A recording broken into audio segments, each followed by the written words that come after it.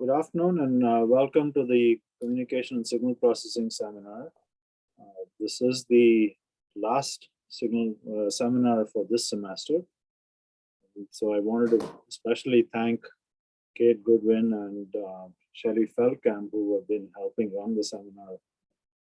It's last seminar for the semester and also for the academic year. So they've been great behind the scenes helping it work, get running. And I also wanted to thank the research groups for sponsoring the seminar. So let me introduce our speaker for today. Speaker is Pramod Viswanath. Pramod is currently a Gilmore Family Endowed Professor at the University of Urbana-Champaign. He's been there at Urbana-Champaign for about over 20 years now. Before that, he spent a year or two at Flarion doing actual practical work. And before that, he graduated with a PhD at University of California, Berkeley. So I've known Pramod for, I don't know, almost not quite 30 years, but getting close to that, right from our graduate school days in India, actually, in IISc Bangalore. And he's very well known for his work in wireless communications and information theory. In fact, he has a very famous book with David Say on wireless communications, which a lot of people use. And for a long time, he was doing wireless research and information theory, and then he switched to looking at problems in machine learning in general, and then looking at NLP, as well as things on blockchain type systems, which I think still has an active interest. And right now, some of his research interests have come back to wireless in a way, but with the lens of modern machine learning. So he's interested in first principles research in coding and communication protocols, the lens of deep learning. So with that, I cede the floor to Pramod. Please, all yours. Thank you, Vijay. Thank you so much for the kind introduction. It's great to be here. And thanks for hosting me here. So the talk is on KO codes. And I just want to say that to get started by saying that this is joint work, right? It's and in fact, some of my collaborators, I don't know if they're able to come to the talk, but they're right from Michigan. And I'll say a little bit more about all my collaborators, but I just wanted to say that this is really joint with Michigan. Okay. So this is, I mean, the talks are on codes, and I'm very happy to be back in wireless. And I just want to say that I want to get a feel for where I'm coming from, right? What are we trying to do? And the KO codes are part of a broader agenda that I have. And I wanted to get started with that. So it's KO codes is part of bringing deep learning methods and understanding them through the lens of wireless communication. So deep learning has become part of daily life. And by that, I mean, especially with respect to its applications in NLP and CV, computer vision. They're just part of how we interact with the world at large. In both these applications, one could safely say that the models are complicated. In fact, there is no real model for how language is generated. So if one thinks about it, perhaps finding a good model for natural human language is one of the finest scientific questions of all time. It's a signal, but we don't really have Fourier transforms or Maxwell's equations or any way to understand what kind of a signal it is. So data is hard to model. To make things worse, even the task itself is hard to pin down. Suppose I want to do translation, or I want to do paraphrasing. How well you did really is very empirical, very human dependent. It's not a very precise mathematical metric for how well you did. And so this makes it doubly hard. I mean, data is hard to model. And even what are you trying to do itself is hard to pin down. You need a human in the loop even for that. And for whichever way, deep learning seems to do a great job at handling, this is what I would call model complexity, right? And deep learning seems to crack the complexity of modeling inherent in NLP and computer vision. Something that was so hard because empirical, human validated, and deep learning seems to do a great job, of course, with lots of data, but still is excellent. I mean, it's even becoming superhuman in many of these tasks. I want to contrast model complexity with another type of complexity in problems, which I call algorithmic complexity. So in these problems, the models are simple. By simple, I mean there is mathematically precise way in which you can sample the data. So unlimited, you can keep sampling. And very precise performance metrics. You know how you did, how well you did precisely. So the whole thing is very mathematical and sharp. Doesn't mean the problem is easy though. The space of strategies one can do on this model towards the downstream task, the space of strategies is very large. And relatively more recently, or in a parallel thread of deep learning, have also been successful in tackling such problems with algorithmic complexity. I want to sort of highlight AlphaZero from DeepMind that made tremendous progress, superhuman progress in chess, Go, and relatively more recently, protein folding. In fact, the motivation for this work is from AlphaZero. And came from trying to understand what AlphaZero does. And what I want to say is that I started trying to understand what AlphaZero does in the context of a space and a problem domain where algorithmic complexity reigns supreme. And this is the space of communication algorithms. The models are simple. You have additive wide Gaussian noise channel. It's not hard to get data. For any set of bits, I can just add noise because I can just sample noise, arbitrary amounts. Unlimited training, unlimited test, unlimited development, no shortage of data at all. A very precise performance metrics, bit error rate, block error rate, super clear.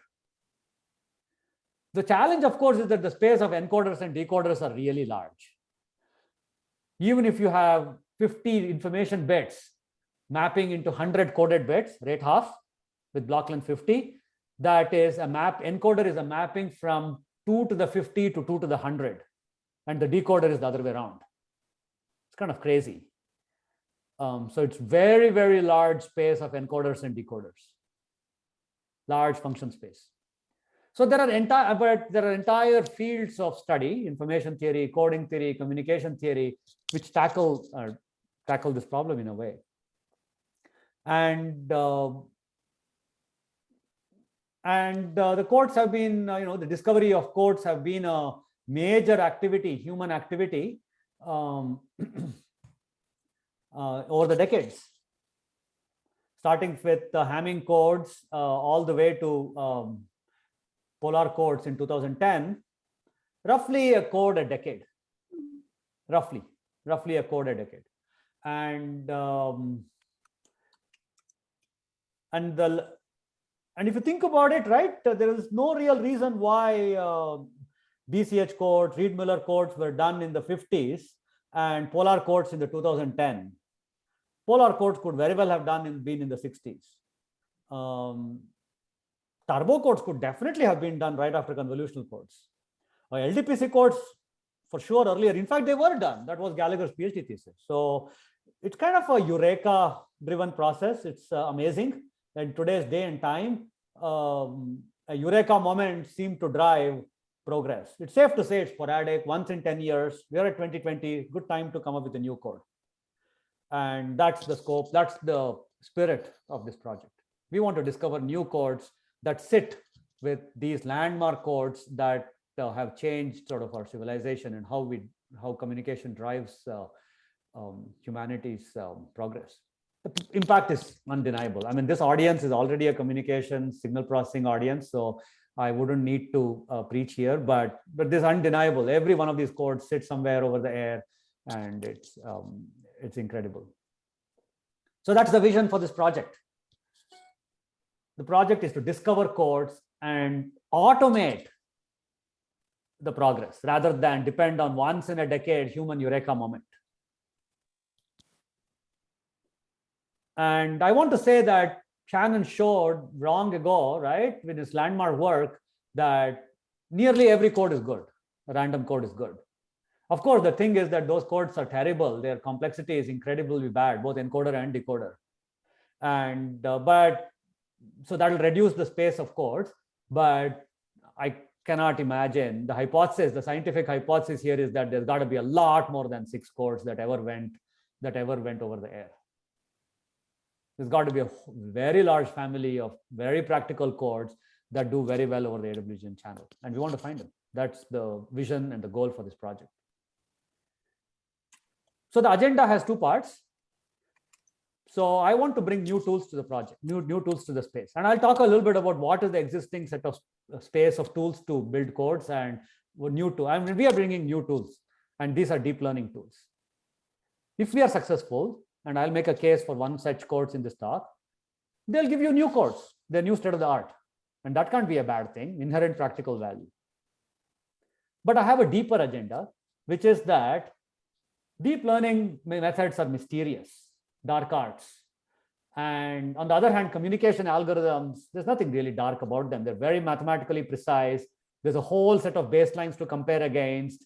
And you can never be overfitting. You can never be data specific, cherry picking, nothing. This is an AWGN channel, bit error rate or block error rate, arbitrary data, no overfitting, no issues, none of that, nothing. The fact that it is so sharp mathematically is perhaps it's possible that if your deep learning based code is successful code for the AWGN channel encoder decoder, then perhaps you can also understand the corresponding deep learning methods that made this performance happen. So in other words, we can perhaps get some insight into deep learning methods, provide some guided principle for how to do deep learning at large. That's a broader vision. This talk will primarily focus on the first topic, not so much on the second, but keep in mind, and every now and then I'll try to bring it back. But that's a separate research thread not being addressed in this talk. I want to pause here before I get to the actual code itself. I mean, given this online format, I don't have sort of the feedback. So I want to just pause here now that I've set the agenda. So Pramod, I had a sort of a different sort of, the AlphaZero is nice, but that takes pretty much all of DeepMind's computation effort, months to sort of generate solutions, right? So there is also in the training phase. So I should make a distinction. Distinction, Vijay. Good point. Training could take very hard, and training could be very computationally intensive. But notice that the test is not. Yes. That means once you have the trained model, complexity is actually even AlphaZero itself is very mild. There are many public versions of AlphaZero variants now. I mean, I follow chess closely, and yeah. So yeah, I mean, if you have, it's one time, right? So you can take as much amount of time. You'll see that a lot more graduate student cycles went in and human research cycles went in than GPU cycles in KO codes. But yeah. So what was the question? It's true. No, I was just saying, so I was just trying to contrast that to say, okay, I mean, the complexity is being hidden in the. Not really, only training though. The test is, so there are some more complexity issues. Perhaps AlphaZero, nobody is checking it by running on the phone, whereas KO code will have to sit on the phone and decode every millisecond for every packet, correct? Yeah.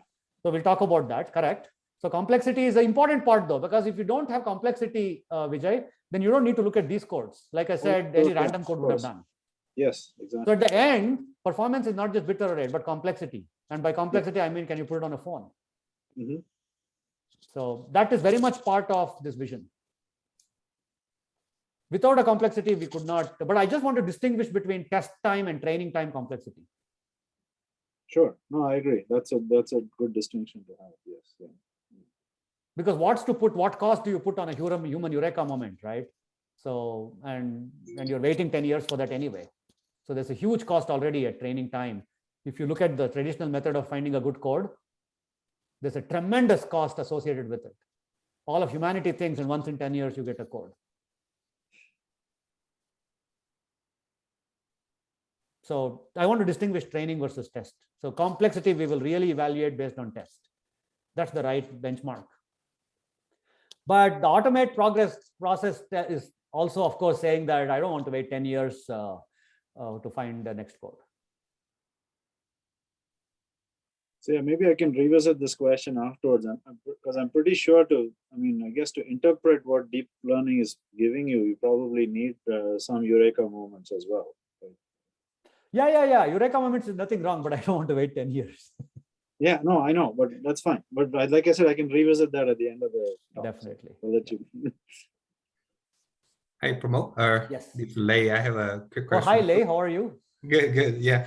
So in terms of random code, so if we find a random code, is that issue the random codes, the testing complexity in general will be very high? Oh, would be very high because you can't even encode it. How will you encode a random 50 by 100 code, right? Even if it's a linear code, it's a pretty big code. Okay. And how are you ever going to decode even by testing? How will you even build a decoder? Because you have to do ML, presumably. Yeah, can we train a neural network then to encode and decode for a random code? I'll talk a little bit about it.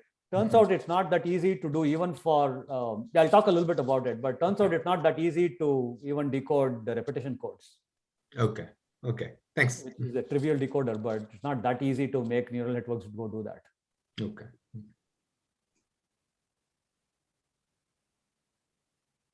I'll talk a little bit about that. In fact, structure is super important. I'll say that.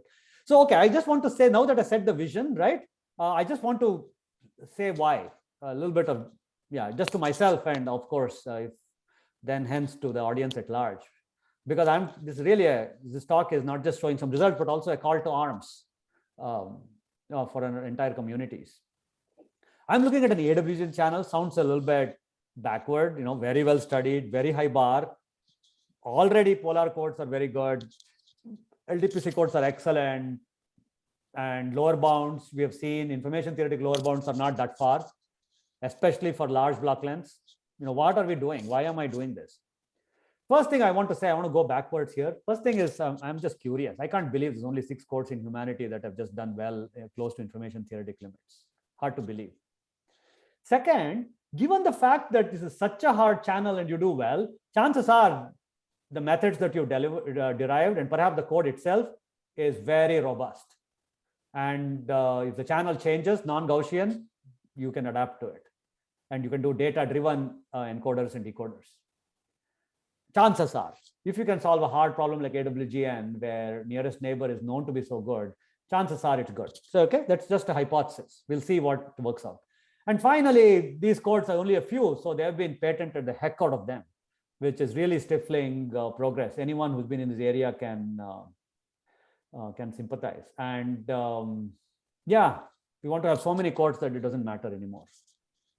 Actually, I would have asked another question, but again, I was going to wait till the end, was how robust or how transferable is the learning? Do you have to train for every new, suppose it's not an AWGN channel, it's far away from that. You'll have to retrain. And so it's not, I'm not sure that, I get your point that you should look at testing, but if you have to keep retraining, then maybe that's exactly. Notice, so the reason I say that it will be very likely robust is because you can't cheat your result here. There's infinite test and infinite training. The reason neural networks are always, you hear about their robustness and fragility is because they're very data cherry-picked, data specific. Here, there's no limit to data. It's a model. Mathematical but model. Still, if there's a distributional shift, you'll see the results, but you want to say why, right? It's basically, and also AWGN is a worst case channel. There are other things we know as an information theorist. I think one cannot underestimate the fact that you have unlimited training and unlimited test here. And in fact, I'm going to use it, right? I'll beat the result down. I'll keep testing it until I can't see the variance in the result. And AWGN is a worst case noise already. We know that, and it was not obvious that it's ML decode, but nearest neighbor decoding is robust, and we'll see that the codes we derive correct. And this is part of what I mean by demystifying deep learning processes, is that you learn these robustness properties, and you learn nearest neighbor like properties.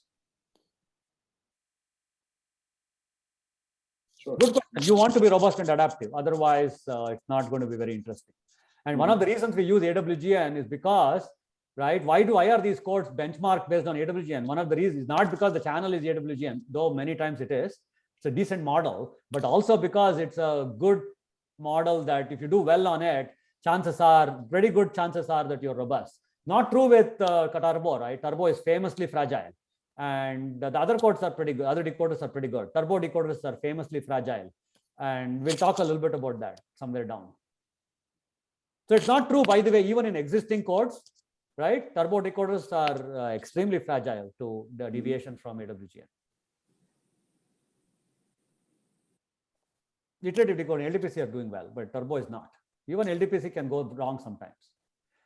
In certain channel models, I don't know if I talk about it in this class, in this lecture, but this fragility is an issue even in existing codes. Okay, so I want to set this up as a learning problem. I was just explaining why AWGN, why am I doing this, right? So I just gave you, and I need to justify for myself before I get into an area. So the reason I'm thinking is, right, like Lei is here, Vijay is here, and presumably perhaps other faculty are here, and you work in your things, and you have hand-coded modulations, you have the back pressure algorithm. Maybe you think of, that's built for a certain model in some high traffic regime. Maybe you think of something else, Lei. Something to keep in mind. And so communication there are two parts. I want to think of it as data, and there is an encoder and a decoder are the two missing parts. And if they are sort of neural networks or deep learning components, and then you know the data at the beginning, you know what you want at the end, and every channel input is like a sample. That's your sample. And of course, message M is another sample if you would like. And that together gives you an end-to-end loss. And you want M equal to M hat. And of course, M is binary. But you map into real values and channel goes back to binary, but you can embed binary into, I don't know, +1, -1, and you can use some loss, let's say cross entropy loss. Yes. Okay, that is the learning problem. So it's a clear deep learning problem. You have lots of data because you can pick any message you want, any sequence of binary bits, and any channel sample from the noise, and you get the sample. So you have unlimited data to train with. And you can train your encoder decoder. Of course, the space is very large. So and you're training with gradient descent. So that's the issue. So before we get started, right? So, and if the space is very large, and the first thing you find is that you put some random, you just put when I say random, I meant to say that, the equivalent of a random code would be an unstructured neural network, something like just a feed forward, deep neural network, no structure to them. And we'll see that you won't even learn, you can do these experiments. We tried them, and you won't even learn a repetition code. And then you have extra respect for repetition codes, not to mention sophisticated codes like Reed-Miller. And I want to get a feel for this point, which is that the networks have to have some structure. And I think this sort of Lei was asking this question, which is, can you just put a random encoder and hope that decoder is somehow structured? I think there are perhaps there is even some theory that says that you can't really efficiently decode a random code. There is some theorem like that, but even without it, right, you need to put some structure. And let's try to understand what kind of structures, and by focusing on a specific code. And I want to use this more as a building block, right? Before doing any task, you want to build up some muscle and build some strength before you take on hard tasks. And I want to sort of put a relatively lower bar and show you the kinds of insights and methods it takes to do only one of the components. I'm going to fix the encoder here and just try to do a decoder, even though the decoder may be well known. In fact, I'm going to pick a relatively clean encoder, a convolutional code. I'm assuming this is a communication seminar. You know what a convolutional code is. And there are already decoders. And the Viterbi and BCJR decoders are the ML and MAP decoders, respectively. They are, in fact, the originators, one of the finest algorithms of the last century, dynamic programming and forward-backward algorithms. So already the algorithms exist, linear time. So what, right? So why are we doing this? Part of it is that I would like to learn build some muscle along the way. And like I said, perhaps it does, Viterbi decoding and BCGR are perfect for AWGN. And maybe once you learn how to replicate them, if you can learn or if you can discover Viterbi and BCGR algorithms, then perhaps you can do other things when channel is not Gaussian, even within the family of convolutional codes. And of course, convolutional codes are basic building blocks of turbo codes. So doing well here has some impact on good decoders for turbo codes. A long, interesting sort of practical problem. So what do I mean by learning an algorithm? Algorithm is something that is size independent. And right, the multiplication algorithm should work no matter what the number of digits are in the two numbers. And similarly, convolutional code is what is called a sequential code, not a block code. So that means in this setup, the message M can be arbitrary lengths, and convolutional code is just a kernel that will work. And Viterbi decoding and BCGR decoding are also sequential decoders. So they're not size specific. In other words, they're really algorithms. And so what do I mean by learning an algorithm in a deep learning way? Because there is no such a thing, right? What does it even mean to learn an algorithm? Because presumably you change the number of bits, then it's a different learning problem. The size changes, right? If you change the size, even the input to the neural network, the size changes. So how do you even ever learn an algorithm? What does it even mean? So, and I want to give you a feel for that, because it doesn't make sense to find a code for a very specific block length and very specific data rate. Because what it really you want in codes is like a family of codes, covering a reasonable gamut of block lengths and reasonable gamut of data rates. So in this case, learning an algorithm really means the neural network that we try to find decode should behave like an algorithm. That means it should take arbitrary size inputs and work across a range of SNRs, not be very fragile to a specific SNR that you're trained at. Okay, so that's the setup. And this is more of a building block to help us build some muscle. Convolutional codes are fixed, encoder is fixed, optimal decoders are known, and they, of course, generalize very easily. They're formulaic, right? They're dynamic programming algorithms. And this is the first lesson here, which is that you need to pick your neural network correctly. Lesson 1. That is, I don't want to pick a large AlexNet, some large feed-forward network, maybe with skips and none of that here. I want to pick decoders that are neural networks that are kind of in sync or in harmony with the encoding structure. The encoding structure is sequential. It has a very dynamic linear system, dynamic recurrent neural networks fit very well. In fact, sequential encoders and decoders are good examples. Good generalizations of them are recurrent neural networks. In particular, if you could actually go hand pick the weights of the recurrent neural network, you can encode Viterbi and BCGR in principle. Of course, that's not what we're going to do, so that would be defeating the whole purpose. The key question, though, is that if I initialize at random, can these structures learn the right one by Viterbi and BCGR? That's what I mean by the right weights through gradient descent, because that's what we will be using. We'll be using gradient descent to do our learning. So the optimal rules, can they be learned using gradient descent? That's the kind of the key question. And that will help us come to our lesson 2. So if somebody is following the deep learning terminology, we use the bi-directional GRU RNNs. The sigmoidal output was not so critical. And we use the rate half code to get us started. The whole thing is very supervised. I start with block length 100. And rate half, right? So 100 becomes 200. So 100, 200 code. I put a 10,000 training samples. And then you already look at this issue here. Wait a minute, right? In your training samples, you need to put your noise. And what noise do you put? Because you can put different SNRs, right? For your noise. I mean, if you fix the signal strength, then you have different noise, which changes to different SNRs. Which SNR do you pick? Maybe you should have a different decoder for different SNRs, because that would not be what Viterbi is. Viterbi is the same decoder no matter what the SNR is. Maybe you should do training equal to test. That would be a very machine learning thing to do. That means you train in the same setup that you're going to be testing in. No model transfer. Or should you throw in a variety of SNRs just for effect? Already we face, even within some narrow setting, we already have to make some decisions. Pramod, Yes. this Lei again, or can I ask a quick question? Please, please, please. Yeah. So is this fair to say we are still using the same structure of the known codes, but instead of set the weight, we try to use neural network, and we try to train and find the weights.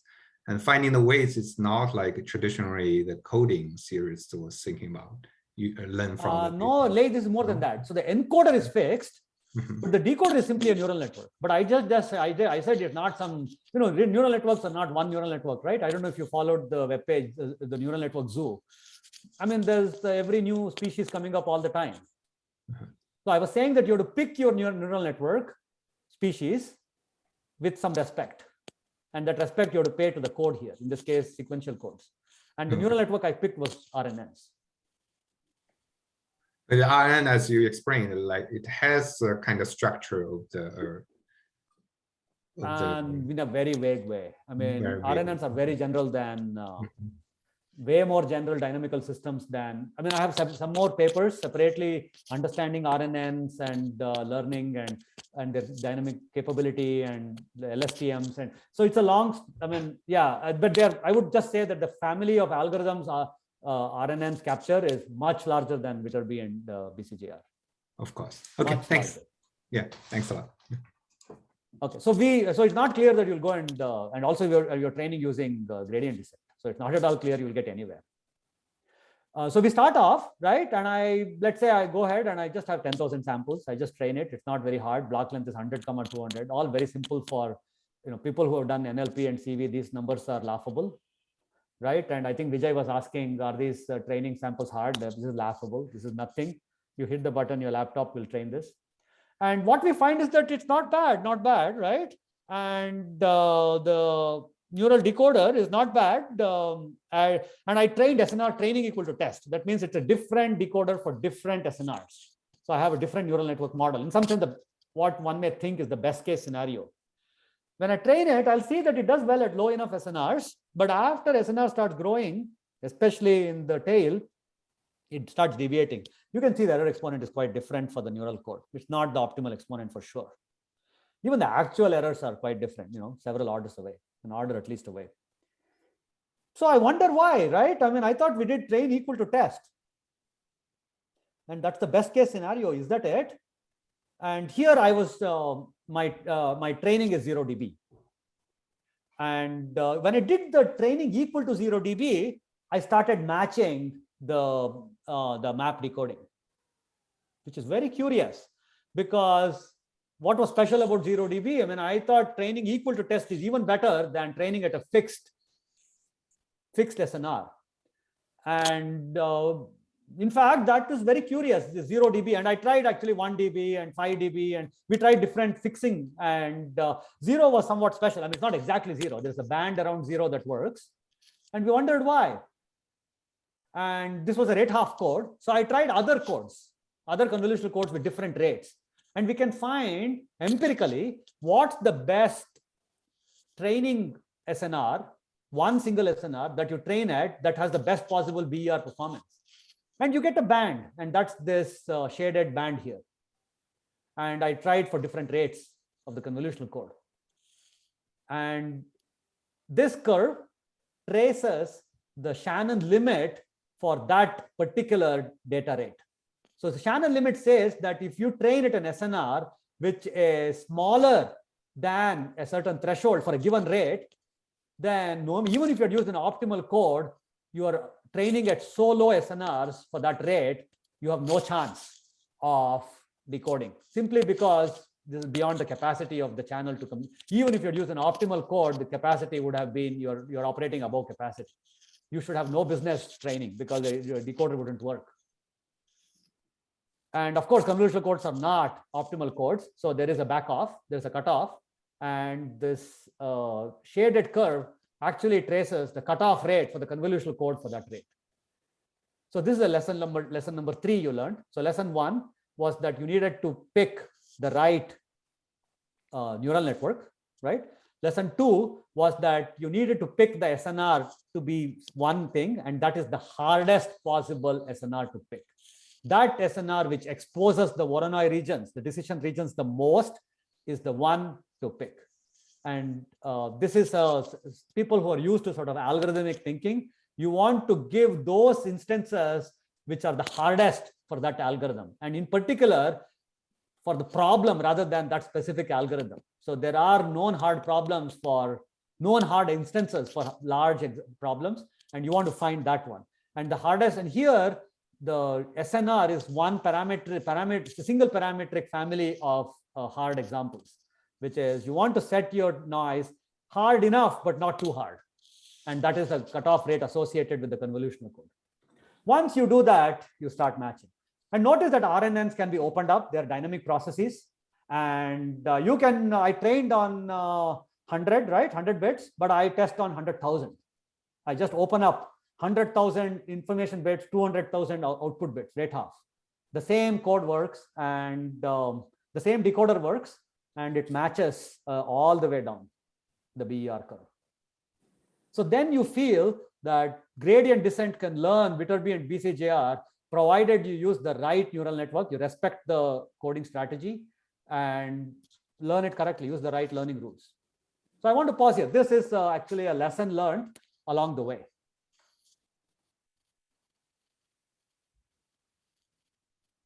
So you get a feel for what it means to do this kind of research, because now I'm trying to do something bigger, more ambitious. I want to learn the encoder too.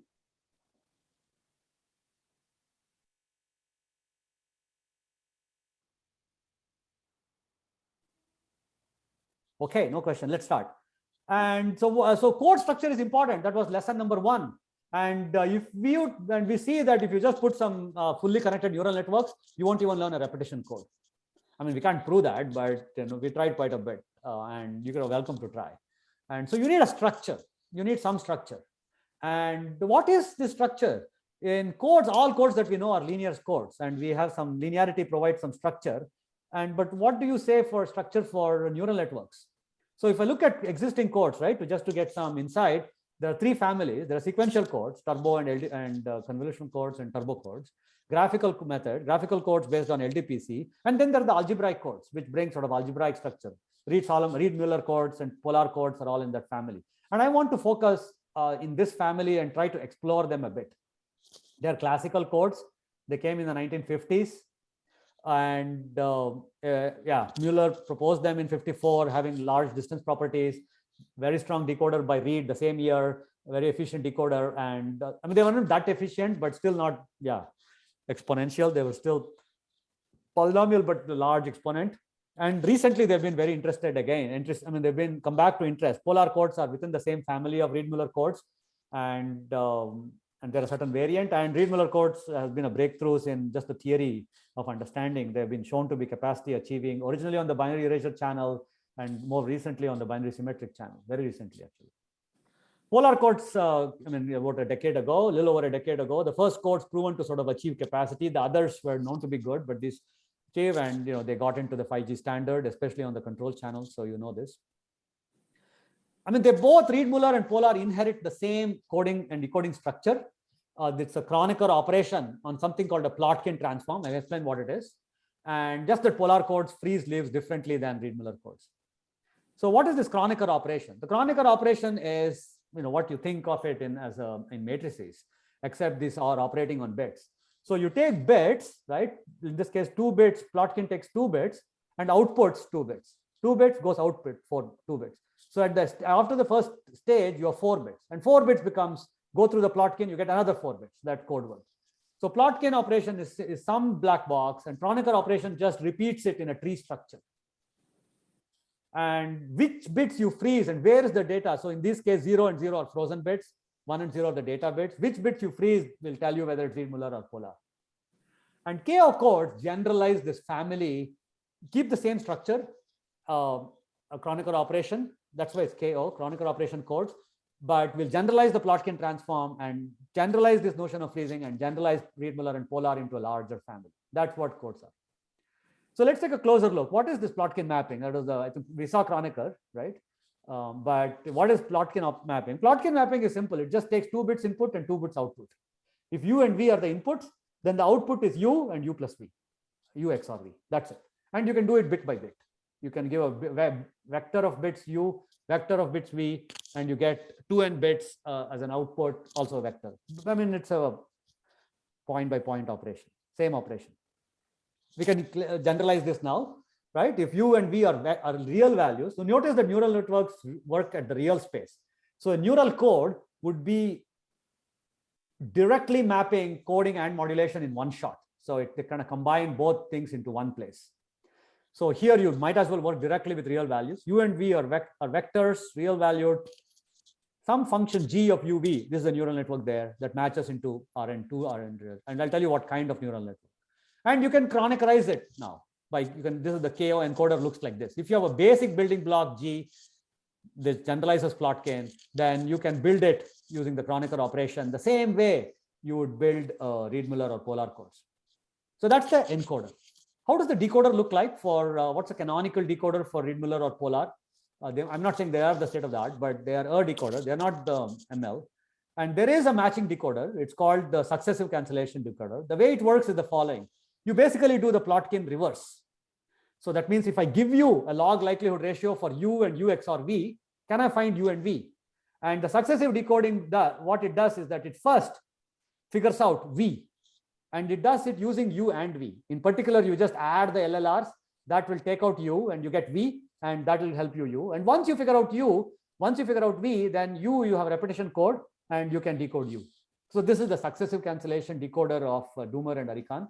Doomer was for Reed-Muller codes and Arikan was polar codes. And one can now generalize this, right? If you have LLRs coming in more generally, then you can pass it through some functions. First F1 decode V, then decode F2. The successive cancellation is there, but you can replace the previous LRR operations, simple operations plus and minus before to F1 and F2, which can be neural networks, but simple neural networks. And once you have a basic building block of Plotkin decoding, then you can do KO decoder, which just generalizes the whole step stage by stage to get back to your messages. So now you have your KO encoder decoder. This is how the KO codes look like. It's built out of very basic building blocks that generalizes the Plotkin encoder and the Doomer decoder or the successive cancellation decoder. Very simple. These neural networks would be extremely simple, and I'll tell you what they are, right? They just generalize the structures. They take 2 input, 2 output. So they are simple neural networks with 2 in, 2 out. Similarly, all of these operations are 2 in, 2 out, component by component. So very simple codes. The codes are by themselves not, and there aren't that many weights to train there. And now we might as well train them end to end. And when I test it, right, I have 2 metrics. One is reliability, the other is complexity. Notice that I didn't tell you how long it took us to train and what methods it took us to train. So the training complexity took away, and how many graduate student and professor cycles it took to come to these ideas are all out of the picture here. What are some baselines? Obviously, Reed-Muller codes and polar codes are obvious baselines to compare against, because that's, they're directly generalizing this family. Again, I can do AWGN, right? It's kind of worst case, and also do some other channel and try it robustness. Maybe same code, same decoder. I just test on different ones, see how they work. Any questions at all on what the KO codes are before I show the results? I'm okay. I think I have a sense of it. Thanks.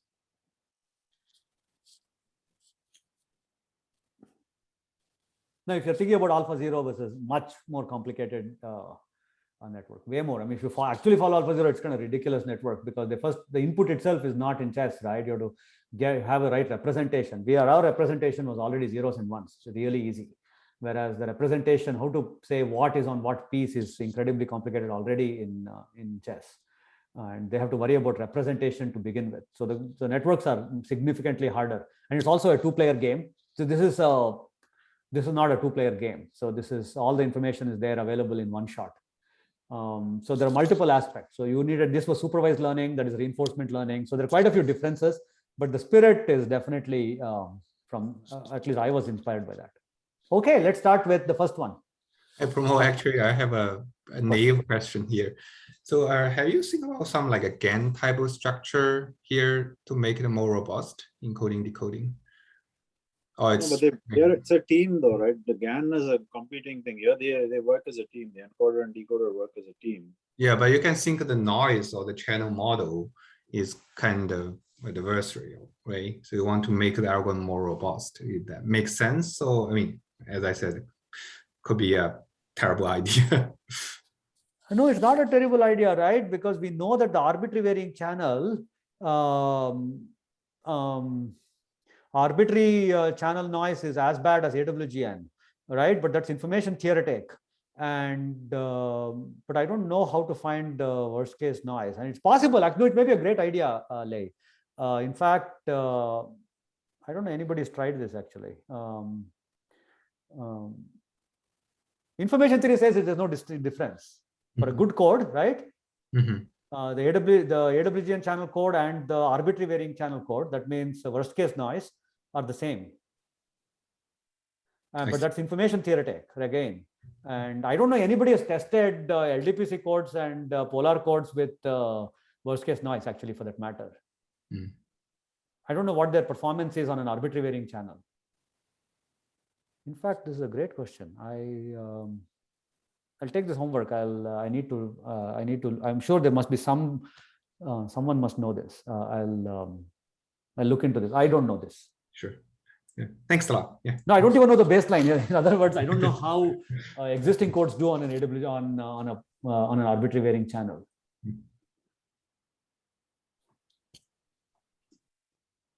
Oh, I know. Oh, I see. Arbitrary varying channel AWGN goes away, right? That's like a robustness. And polar codes, I don't think anybody has found anything bad, but turbo codes are a disaster. Okay, so turbo codes, for example, are known to do very badly for departure from Gaussian. And because of this iterative aspect, one error somewhere further down the iteration, down the iteration, it trickles down. So iterative methods are really susceptible for, and successive cancellation also is susceptible. But some of these list decodings tries to help you save that in the modern polar codes. I have a feeling polar codes will also be very susceptible. I see. If you do worst case noise. Worst case noise is like robustness, changing the channel model. Right, right. Mm-hmm. And so here's an example, right? We tried 9.2 Reed-Muller code.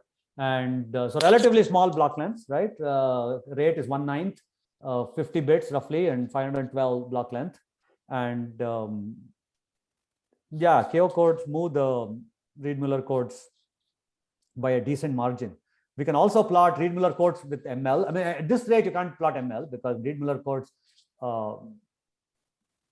there are other decoders for Reed-Muller codes, but they start getting at this 9.2 is already hard to implement them. And there is an AWGN decoder that comes close to the KO decoder. But this is we compare it with the baseline, which is the successive cancellation decoder. The smaller the block length, the gain is smaller. So this is 8.2 code, Reed-Muller. Polar also improves, but it's the gap is better. And this time it's even with the map. So at small block lengths, one can compare a KO code with. So when it's smaller block length, I can actually do the map or ML decoding, right? Because I can just worst case it and see what it is.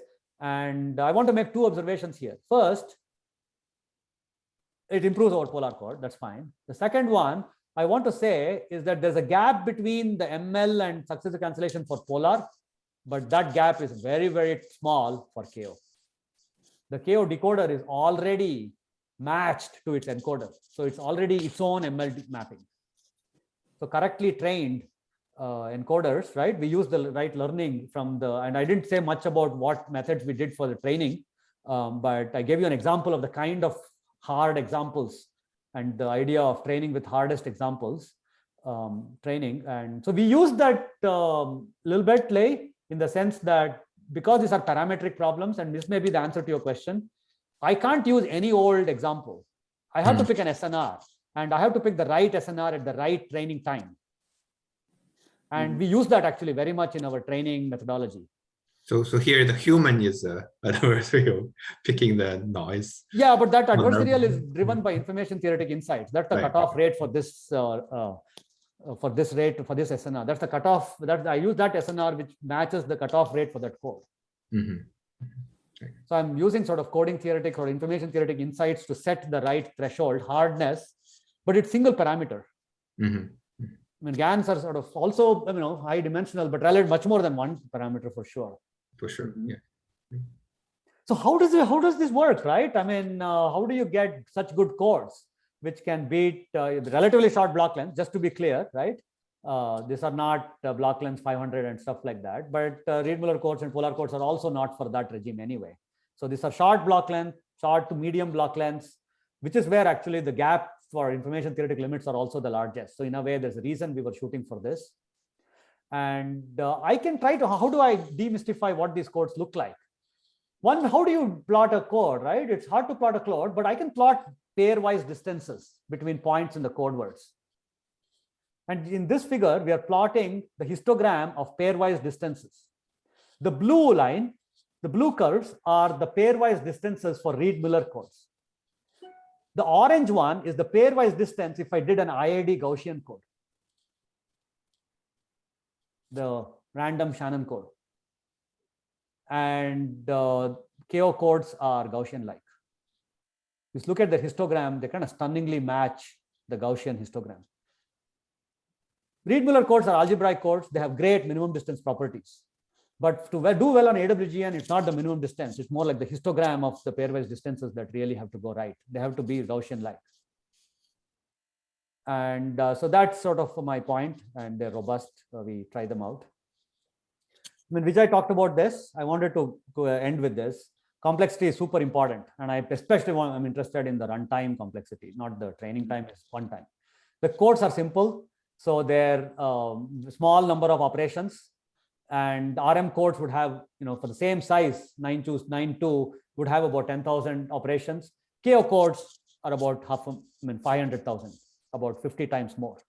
And you wonder, that's not too bad, by the way, the number of operations to put it on a phone, but we never worried about optimizing.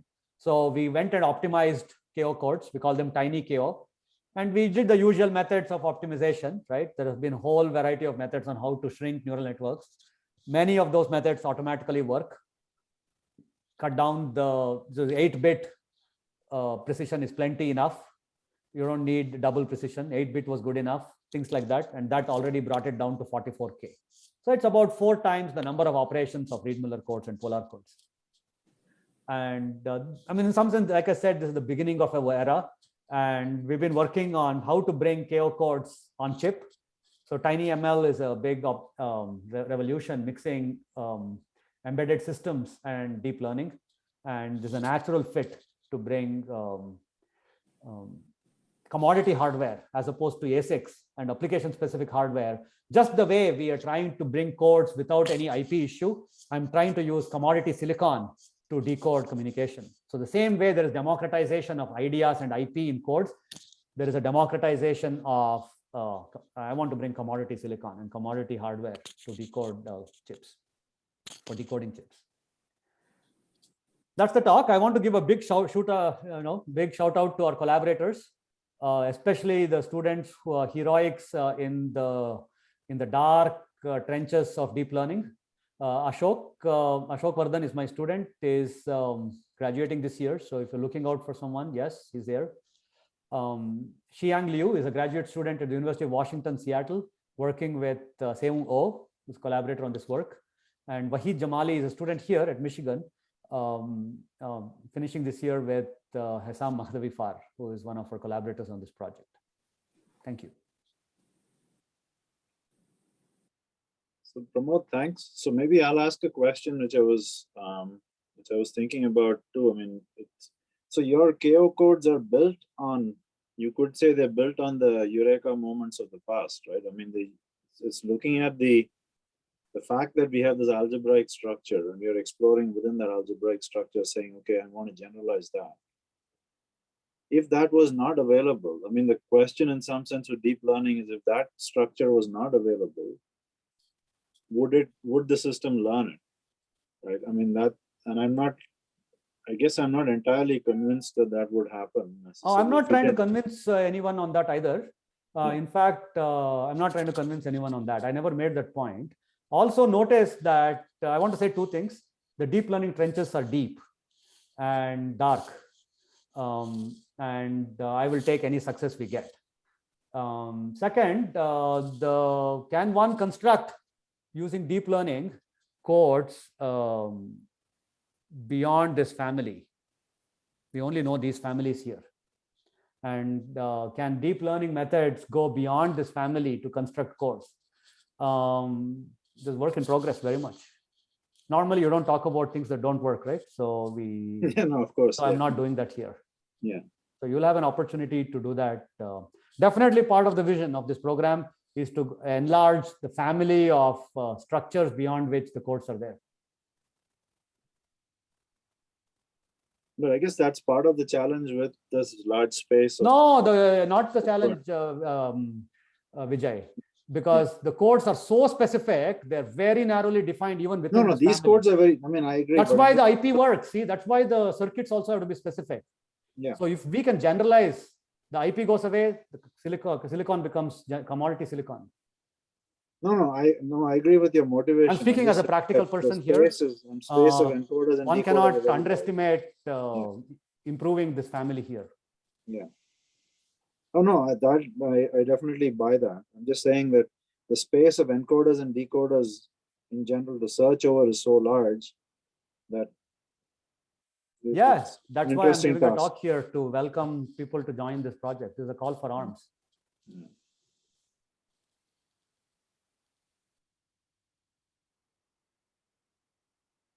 So the one thing maybe you could comment on, and it wasn't entirely, it didn't come across that that clearly in your, I mean, in the sense in the final output that comes out, you say that these codes, encoders and encoder especially is combining both, like it's combining encoding and modulation.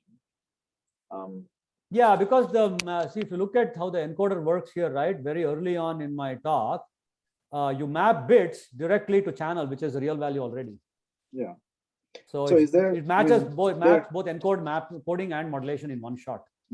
And is there any way to unpeel that in the sense of? No, there's no reason at all. In fact, it's a very bad idea to jointly do coding and to do this separately. It's just that we as humans, we didn't know any better method. It's a terrible idea. In fact, before turbo codes came, the best known codes were to do joint coding modulation, trellis-based modulations and trellis-coded modulations. TCM was the state-of-the-art code before turbo codes came and blew it out of the water. Yeah, I agree with that. It's a bad idea to separate coding and modulation. It's just that we didn't know any better.